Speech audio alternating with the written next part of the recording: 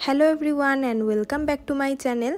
আজকে আমাদের ইটালি ট্রিপে 6 নম্বর দিন, আর এখন আমরা ঘুরতে যাচ্ছি ভেনিসের খুব সুন্দর দুটো আইল্যান্ডে, যার নাম মুরানো আর বুরানো। সকালবেলা আমরা একদম বেরিয়ে গেছি হোটেল থেকে, এখন 10টা বাজে। আজকে আমরা যাব ভেনিসের দুটো আইল্যান্ড, বুরানো আর মুরানো। আর ওই আইল্যান্ডের যে ফেরি বা বোটটা, সেটা 1 কিলোমিটার মতো দূরে আমাদের হোটেল থেকে। এখন আমরা হেঁটে হেঁটে সেই বোটের ঘাটের দিকে যাচ্ছি। তারপর সেখান থেকে 1 ঘন্টা বোট রাইড হবে, ওই মানে 1 ঘন্টা বোট রাইড করে সেই আইল্যান্ডে যেতে হবে। সকালবেলা তাড়াহুড়োর মধ্যে আমাদের আর ব্রেকফাস্ট করার সময় হয়নি, তাই এখানেরই একটা দোকান থেকে কিছু খাবার নিয়ে নিলাম। বুরানো আইল্যান্ডে গিয়ে আমরা খেয়ে নেবো সেটা। আর আজকেই যেহেতু আমাদের ভেনিসের শেষ দিন, আমরা হোটেল কিন্তু চেক আউট করে দিয়েছি। তবে আমাদের যে বড় লাগেজগুলো ছিল সেগুলো আমরা হোটেলেই রেখে এসেছি। আজকে এই ছোট ছোট আইল্যান্ডগুলো ঘুরে যখন আমরা আবার এই মেন আইল্যান্ডে আসব, তখন ওখান থেকে লাগেজগুলো কালেক্ট করে এখান থেকে বেরিয়ে যাব।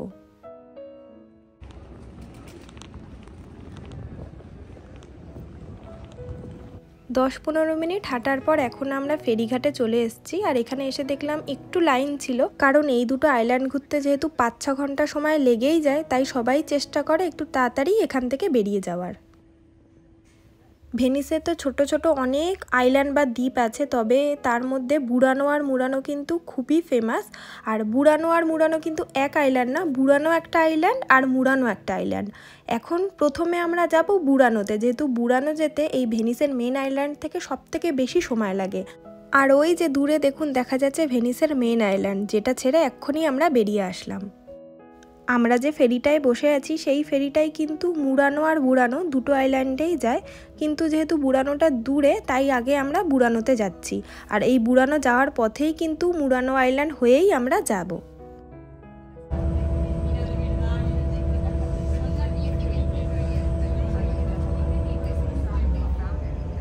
কিছুক্ষণের মধ্যেই মুরানো আইল্যান্ডে ফেরিটা থামলো, কিন্তু এখানে আমরা এখন নামবো না, আমাদের আরও অনেকটা রাস্তা কভার করতে হবে। আর ভেনিসের মেন আইল্যান্ড থেকে বুরানো যেতে সময় লাগে 45 মিনিট থেকে 1 ঘন্টা। আর ওই যে দূরে ছোট ছোট বাড়িগুলো দেখা যাচ্ছে, ওই আইল্যান্ডে আছে ভেনিসের এয়ারপোর্ট। ভেনিস কিন্তু এরকমই, এর আলাদা আলাদা আইল্যান্ডের কোনোটায় ট্রেন স্টেশন, আবার কোনোটায় দেখুন এরকম এয়ারপোর্ট।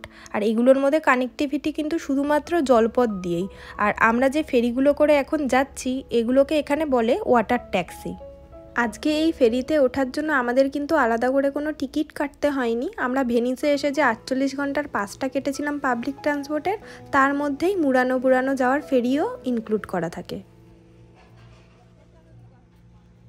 বুরানো আইল্যান্ডে আমরা নেমে গেছি, আর এই ফেরিঘাটেও দেখুন প্ল্যাটফর্ম নাম্বার, ফেরির নাম্বার, কোথা থেকে কোনটা ছাড়বে সবই দেওয়া। আর আমরা প্রত্যেকবার কিন্তু এই প্ল্যাটফর্ম নাম্বার, ফেরির নাম্বার দেখে তবেই ফেরিতে উঠেছি। আমরা বুরানো আইল্যান্ডে পৌঁছে গেছি, আর ওই ফেরি করে আসতে আমাদের 1 ঘন্টা সময় লেগেছে। এখন এখানে প্রথমেই একটা সুন্দর পার্ক আছে, এই পার্কে বসে আমরা ওই ভেনিস থেকে যে খাবার কিনে এনেছি সেটা খেয়ে নেব, কারণ সকালবেলা আমরা কিছু খেয়ে বেরাতে পারিনি।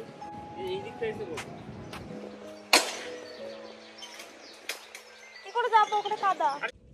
ব্রেকফাস্টের জন্য আমরা এনেছি বাটার ক্রসান্ট, আর এইটার নাম আমি ঠিক জানি না, ছোটো মতো, তবে এটাকে খেতে আমাদের দেশের অনেকটা ক্রিম রোলের মতো, খেতে কিন্তু বেশ ভালোই ছিল। আর এগুলোর দাম মোটামুটি নিয়েছিল টোটাল 5 ইউরো মতো, মানে ভারতীয় টাকায় 400 থেকে 450 টাকা।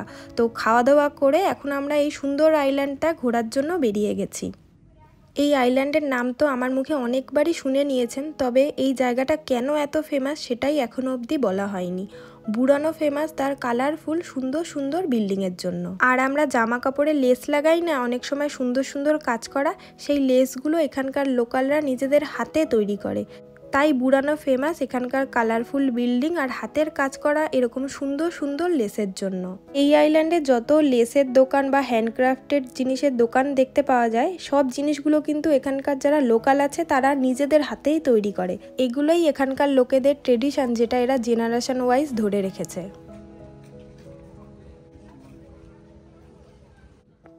চলুন এবার এখানকার সুন্দর সুন্দর কালারফুল বিল্ডিংগুলো আমরা ঘুরে দেখি।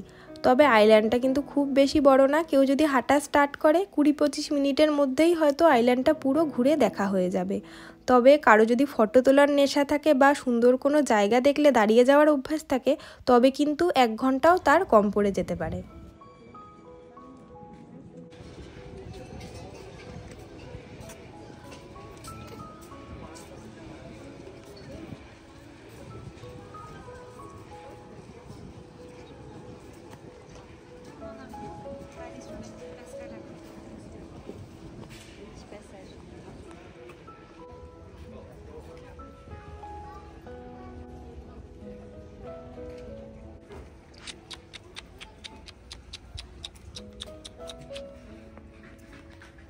কেন?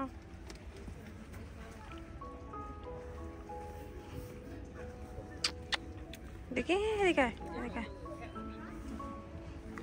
পাত্তা দিল না। অনেকের মনেই প্রশ্ন আসতে পারে এখানকার বাড়িগুলোর কালার এরকম রংচঙে কেন? এরা কি শুধুমাত্র ট্যুরিস্টদের অ্যাট্রাক্ট করার জন্য এই বাড়িগুলোর এরকম রং করে রেখেছে?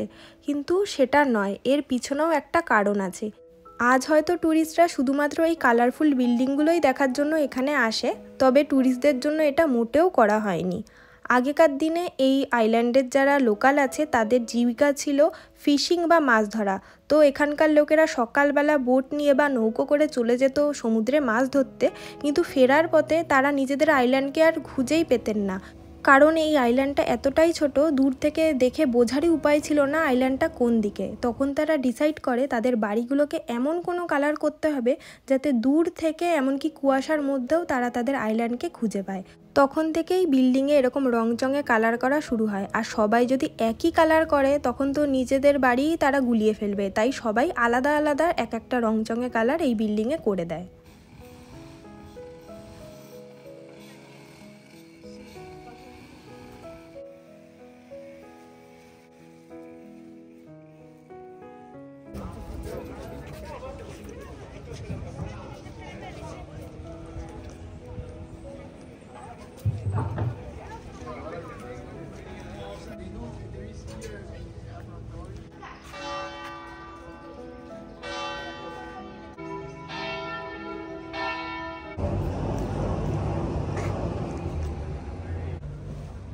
বাপরে কি গলি রে, একজনই যাওয়ার জন্য তো রাস্তা।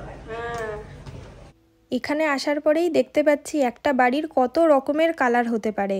যত বাড়ি এখনো অবধি দেখে নিলাম, মনে হয় না কোনো কালার আমার দেখা বাদ পড়েছে। লাল, হলুদ, নীল, সবুজ কি না রং এরা করে রেখেছে দেখুন নিজেদের বাড়িতে।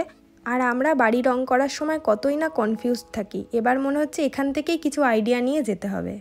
এখানকার লোকাল কেউ যদি নিজেদের বাড়ি আবার কালার করতে চায় তবে সরকারের থেকে পারমিশন নিতে হয়, কারণ এই আইল্যান্ডটা এখন এই কালারফুল বিল্ডিংয়ের জন্যই ফেমাস হয়ে গেছে।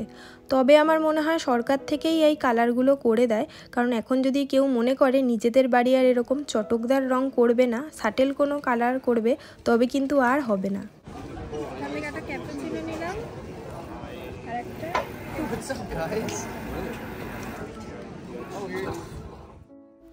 অনেকক্ষণ হাঁটাহাঁটির পর টায়ার্ড হয়ে গেছিলাম, তাই এখানের একটা ক্যাফেতে বসে একটু কফি খেলাম আর একটু রেস্টও নিয়ে নিলাম। ভেনিসের মেন আইল্যান্ড থেকে এতটা দূরে একটা ছোট আইল্যান্ড হিসাবে কিন্তু কফির দাম এখানে ঠিকই ছিল। কফি আর কুকিজের টোটাল দাম ছিল 10 ইউরো, মানে ভারতীয় টাকায় 900 টাকা মতো। আমরা হচ্ছে এই জায়গা থেকে ঘোরা স্টার্ট করেছিলাম, ওই দিকটা দিয়ে ঘুরে এবার পুরো চক্কর খেয়ে আবার এইখানটা চলে এসেছি। আমাদের পুরো এই আইল্যান্ডটা মোটামুটি ঘোরা শেষ, এখন আমরা আবার ওই ফেরিঘাটের দিকে যাব। সকাল 11টায় আমরা এখানে এসেছিলাম, এখন দুপুর 1টা বাজে, মানে এই আইল্যান্ডটা ঘুরতে আমাদের টোটাল 2 ঘন্টা মতো সময় লেগে গেল। এখন এখান থেকে ফেরি ধরে যাব আমরা আর একটা সুন্দর আইল্যান্ড মুরানোতে। তবে সেই ভিডিওটা আমি নেক্সট দিন আপনাদের সাথে শেয়ার করব। আজকের ভিডিওটা আমি এখানেই শেষ করছি। টাটা।